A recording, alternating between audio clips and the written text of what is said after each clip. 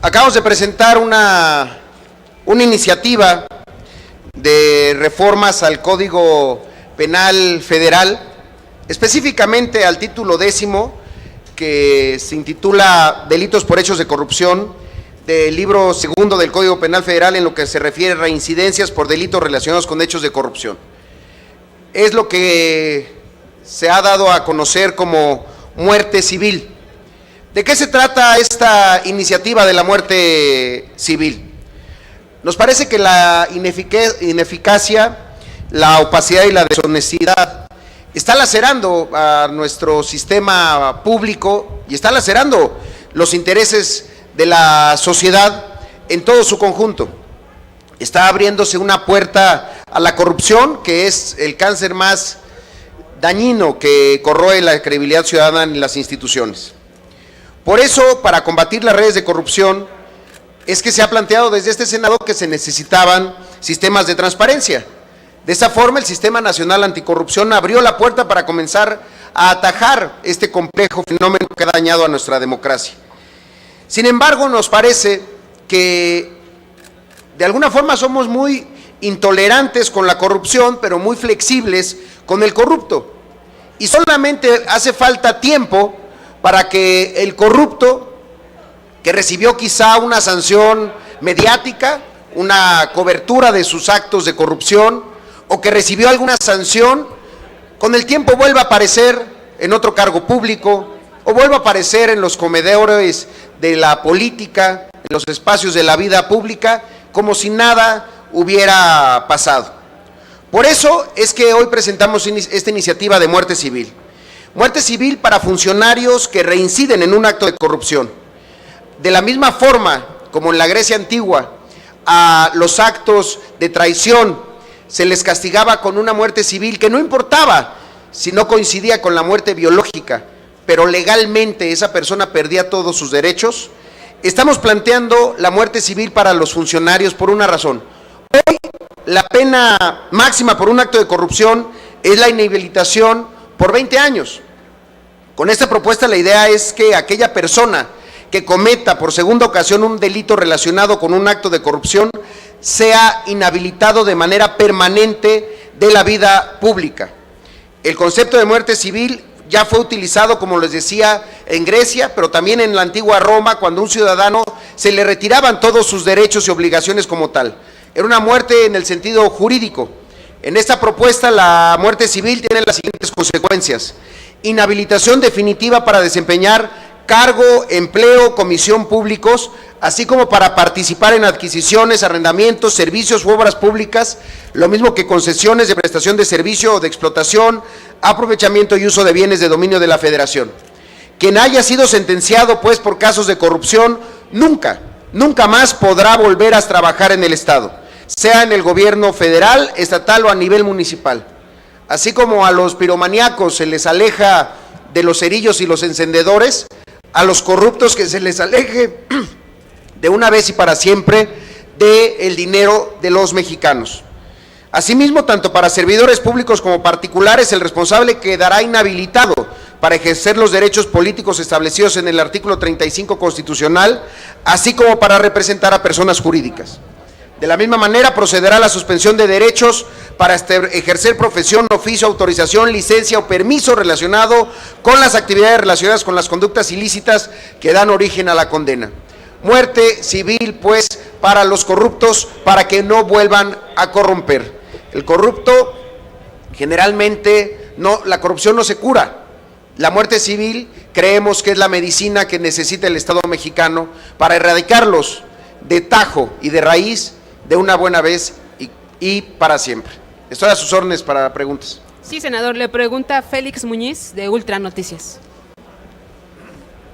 ¿Qué tal, senador? Muy buenos días. Buenos días, Félix. Bueno, quizás la muerte civil está bien, pero no se ve si también puede alcanzar cárcel y por cuántos años, porque evidentemente pues puede llevar la cantidad X de dinero y con eso ya puede vivir toda su vida. ¿Para qué trabaja, no? Claro. Le caería bien la muerte civil. Entonces, y la otra sería, precisamente la Auditoría Superior de la Federación está ahorita denunciando que hay 25 estados precisamente en investigación por desvío de recursos. Sí, Efectivamente, y estos son dos elementos que corren de manera paralela. La muerte civil está ubicada en las sanciones administrativas. Eso no exime de la cárcel a quienes tengan que ir ahí por acusaciones del orden penal. Pero incluso aquellos que vayan a la cárcel y que una vez cumplida su pena por actos relacionados con la corrupción, una vez que cumplieran su pena al salir, no deberían de volver a tener un cargo público. Digamos que son elementos que van de manera paralela. No eximir a quienes tengan cargas o sanciones del orden penal, pero que las cargas y las sanciones del orden administrativo sí alcancen a la muerte civil. Ese es el planteamiento, y por supuesto, para todos aquellos y absolutamente cada uno de los estados que haya cometido un acto de corrupción. Pero no hay cantidad de años, ¿no? No, la muerte civil es de manera permanente. Ya no son inhabilitaciones temporales, sino para la reincidencia, que es el peor de los escenarios, una persona que es investigada, acusada y sancionada por un acto de corrupción y que una vez cumplida su pena vuelve a ocupar un cargo público y vuelve a reincidir, pues para ella yo creo que ya no debe de haber una segunda oportunidad. Por eso es que se está planteando la muerte civil. Y la segunda era sobre la Auditoría Superior de la Federación.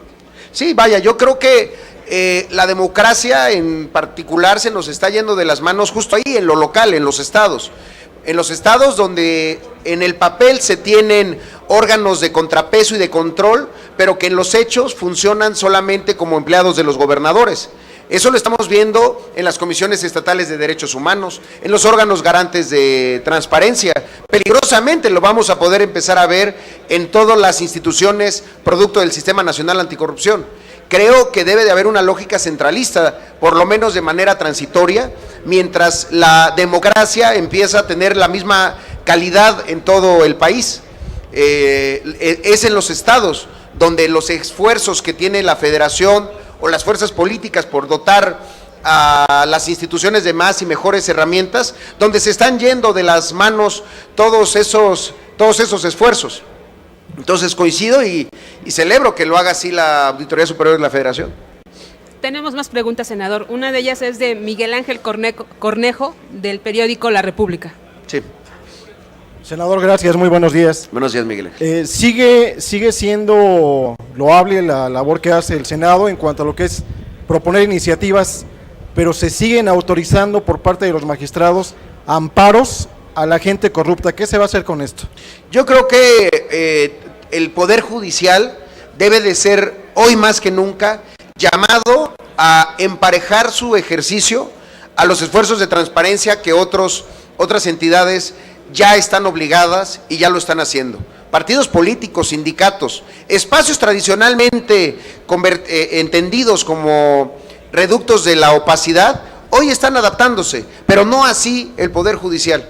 Yo creo que en el Poder Judicial hay grandes retos, y los retos son de democratizarse internamente. Y esa democratización interna del Poder Judicial, y de lo que planteaba sobre los magistrados, pasa por asumir un compromiso con la transparencia mucho más real. Olvidar que tienen privilegios. Vemos con preocupación a todos estos magistrados que se han amparado en contra del 3 de 3, con una medida que había sido solicitada por los ciudadanos, que le pedían a aquellos que van a garantizar el cumplimiento de la ley y que son la entidad que puede acabar con la impunidad, pues que hiciera lo propio para que no hubiera sospechas alrededor suyo. Me parece que si hoy un poder está más que nunca llamado a emparejar sus esfuerzos y su compromiso con la transparencia, es justamente el Poder Judicial. ¿Y no es momento nuevamente de legislar la ley de amparo? Yo creo que sí, yo creo que de manera permanente tenemos que estar revisando cómo se aplican las leyes. Yo no creo que el trabajo del legislador se termina cuando se vota y se aprueba una ley, sino que hay un trabajo y una responsabilidad de seguimiento de su cumplimiento, y en ese sentido pues todas las reformas que tengan que ser revisadas, pues así es parte de nuestro trabajo como legislador permanente. Gracias. Finalmente, senador, le pregunta Blanca Becerril, del Financiero Televisión. Gracias. Senador, buenas tardes. Yo quisiera preguntarle, ¿ya has hablado con otros grupos parlamentarios para que puedan apoyar tu iniciativa y, de ser así, cuándo pudiese ser ya una realidad? Mira, yo creo que hoy que estamos ya terminando todo este proceso, este periodo ordinario de sesiones, es muchas veces el momento en el que temas como este pueden encontrar consenso. Hay una agenda de nombramientos, una agenda de responsabilidades en materia de leyes secundarias y de transitorios que hay que cumplir, pero también deberíamos de voltear a ver este tipo de iniciativas que además comparativamente en el mundo están caminando muchas democracias hacia allá.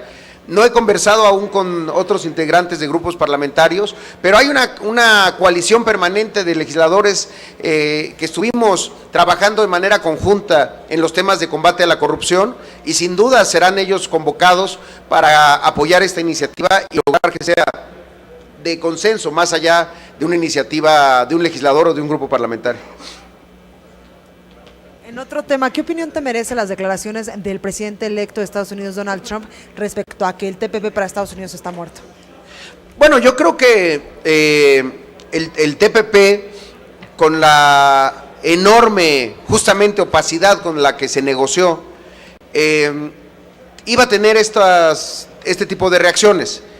Por supuesto que en el caso de Estados Unidos, tanto en la parte del TPP, pero no olvidemos, en su contrato con el votante americano sigue planteando la salida unilateral del TLC por la vía del artículo 2251, que le permite a cualquier país con 90 días de anticipación retirarse del Tratado de Libre Comercio, que lo hace en función de una cosa, que es lo que hay que entender. Trump le está hablando no a los mercados internacionales, no le está hablando al comercio globalizado, le está hablando a sus electores. Y a esos electores a los que les prometió una serie de medidas, les tiene que cumplir. Esta idea tan repetida y recurrente del gobierno federal de que una cosa es un político en campaña y otra cosa es un político en el gobierno, es falsa en el momento en el que tenemos un país donde existe la reelección. Entonces, el tema del TPP, más allá de lo que haga Estados Unidos, debe de llamarnos a nosotros a una revisión sobre la conveniencia de estar avanzando en un tratado que establece que si no está Estados Unidos no entrará en vigor. ¿Para qué insistir en una aprobación anticipada por parte del Senado mexicano de algo que ya está tocado de muerte en el momento en el que Estados Unidos se salga, por el porcentaje del PIB que representa para el tratado en su conjunto? Entonces, más allá de lo que haga Estados Unidos, pensar en qué debemos de hacer nosotros. Creo que no debemos de caer en una intención vana de aprobar un tratado que hoy, simplemente, con esta declaración, está prácticamente muerto. Es decir, Estados Unidos mató este tratado que pudiese abrir fronteras, por ejemplo, con Asia y el Pacífico. Para Hay que revisar simplemente en el momento en el que hubo esa declaración, cómo otros países empezaron a plantear exactamente lo mismo. Sin Estados Unidos no hay TPP, hay que decirlo de manera muy clara. Entonces, ¿cuál es la necesidad de insistir en que se lograra modificar este estatuto en el que si un Estado parte que represente un porcentaje del PIB tan grande como Estados Unidos no va a entrar en vigor? Hay que replantearnos para qué estamos entonces insistiendo en que México lo debe de aprobar de manera anticipada. Me parece un grave error. Gracias.